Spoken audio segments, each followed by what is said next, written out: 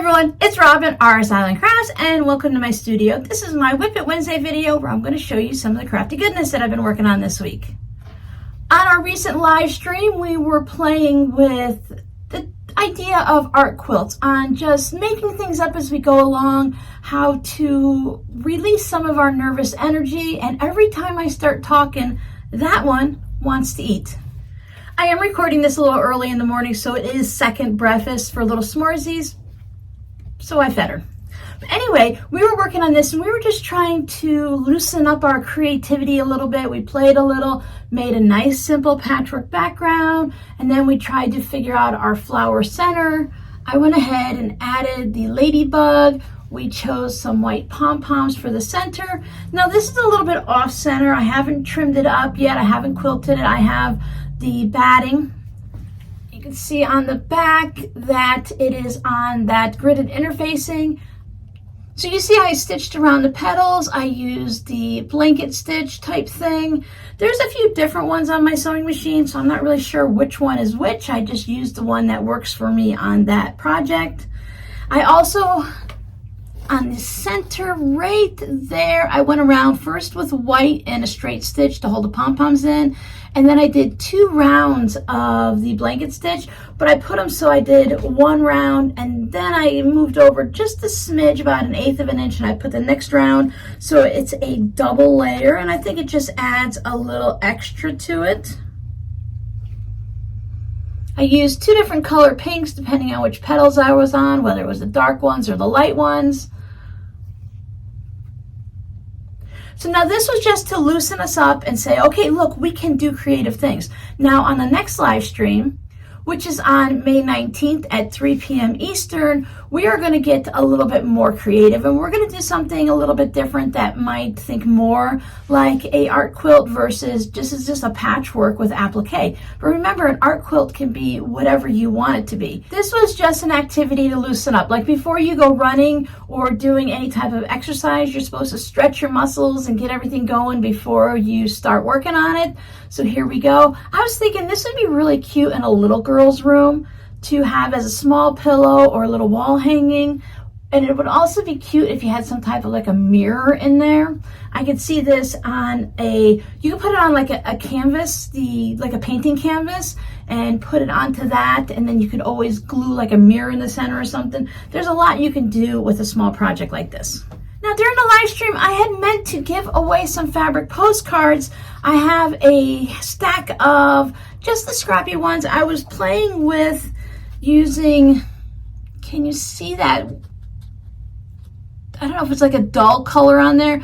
This is the tool, so I was playing with the tool to see how it would work and if I liked the effect before I put it onto an art quilt. Because you take the tool, you put all your little scrappy pieces down, you put the tool on top, and then you quilt it like crazy, and the tool holds the little tiny pieces in so that they don't go flying all over the place. And then you can just quilt it however you want. Well, I wanted to see what it looked like, because they say you can use different colors, it changes the look. So I changed up the colors a couple times, and I decided that I really don't care for this process. I don't like the way it takes my fabric and it changes the colors. I don't like the way it takes the fabrics, because these are pretty much the same type of fabrics. Actually, these oranges right here are the same orange, and it just dulls it. And I want mine to be bright and colorful, so it depends on what you're looking for. This is a great technique if that's what you're looking for and you like the finished look, whether you use a white tool or a different color. But for me, I just go ahead and figure out the best way to get my fabric pieces to stay down, and then just go ahead and quilt it like crazy. So I have these 8 fun, wild, and scrappy fabric postcards. So the first 8 people that email me their mailing address at rsislandcrafts@gmail.com, down below in the description box, I will go ahead and pop one of these in the mail to you. I can mail these anywhere in the world. Some countries take a little bit longer to deliver, as in 2 or 3 months, and then other countries you'll get them in less than a week. The small project that my patrons and I worked on is this fun little popsicle mug rug.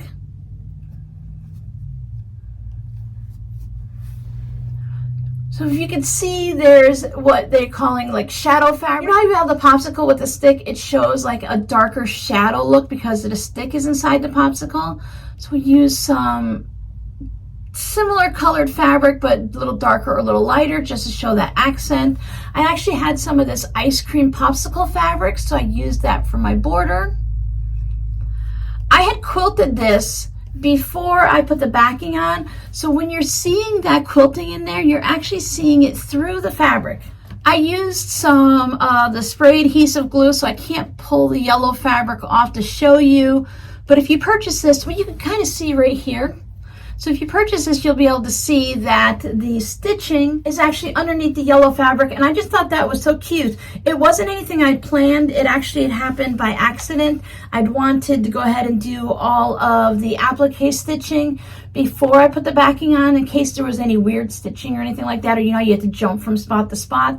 But it came out really well, so it was fine either way. And then when I went to put the back on, I saw this and I thought, look at that, that's kind of cool. I recently showed a finished mug rug that I did with my patrons again. It's a nautical mug rug with a lighthouse and a boat and the moon and the ocean waves and all of that. And I thought it turned out really cute. I had the cloud fabric for the background.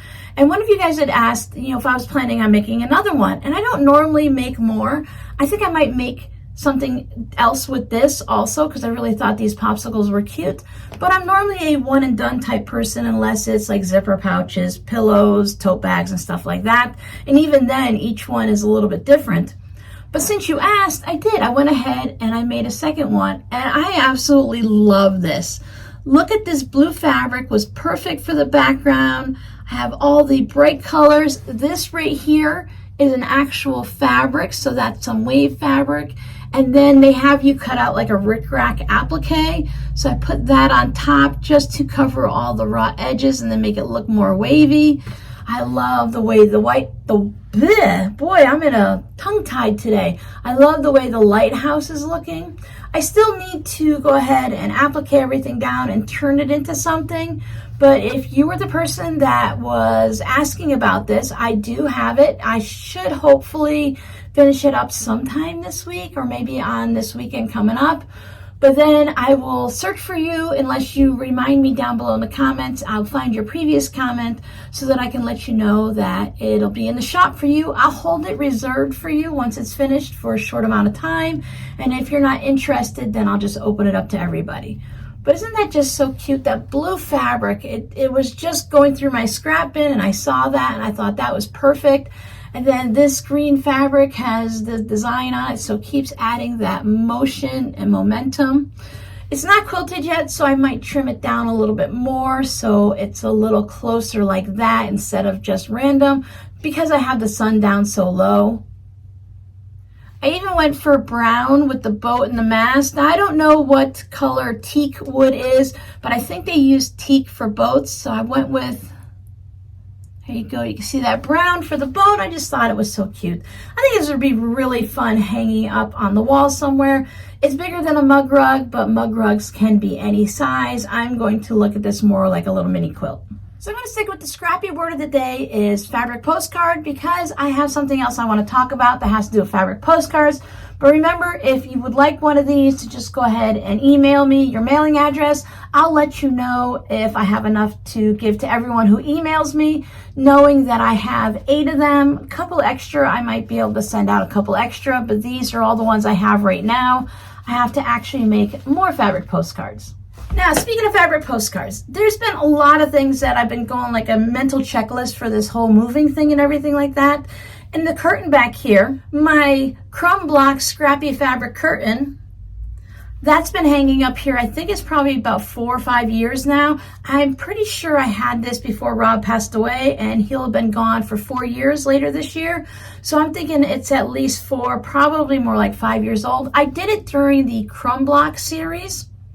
I don't know what type of window situation is going to be in the next house, but I know when I live with the kids in their current house, there's no windows. It's an interior den type room, so I won't have any windows, and I could hang it up on the wall. So I thought maybe I'll finish it like a wall hanging or a lap quilt, maybe add a border to it or something like that.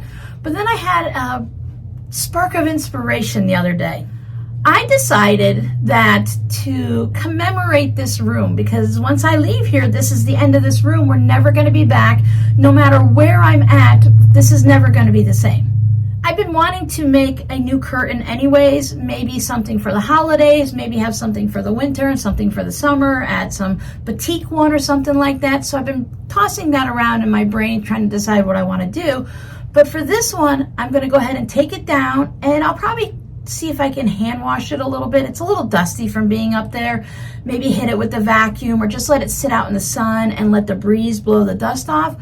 But I'm going to turn this into fabric postcards. So I'm going to go ahead and cut out a whole bunch of 4.5 by 6.5 inch squares, put it onto a fabric postcard, and then I'm going to go ahead and put them into my Etsy shop. So however many fabric postcards I can get out of that, that's how many I'll list. I'll probably give a handful away also. And then on the back, I will come up with something to commemorate the crumb curtain, some little story. It'll be similar on every postcard, but it'll be different because I don't want to write the same thing over and over again. So there'll be something, even if it's just to commemorate the crumb curtain, the crumb curtain of Cape Coral, the Cape Coral crumb curtain, or the crafty curtain, RS Island Crafts crumb curtain. We'll come up with something either as a group during a live stream, or you can leave a suggestion down in the comments. And then I will, like I said, I'll put them in the shop, get them all quilted. And I thought that would be a great way to end my time here as a transition and something I can work on when I'm at the kids' house. Wow, that hit the emotions pretty hard. For me, it's all about what I say. You know, I'm fine talking about moving and everything, but when I said end my time here, I'm like, whoa, tears everywhere. But that'll be a great way to have that transition to finish this up. I will, of course, keep 1 or 2 for myself, probably one of my favorite sections or something like that. I'm not really sure which area I would choose, but as I'm cutting them up, then I'll go ahead and decide. So yeah, I thought that would just be a great way to give a little piece of this studio, the history of it, to whoever would like to purchase a fabric postcard. And I'm going to do it in a different way.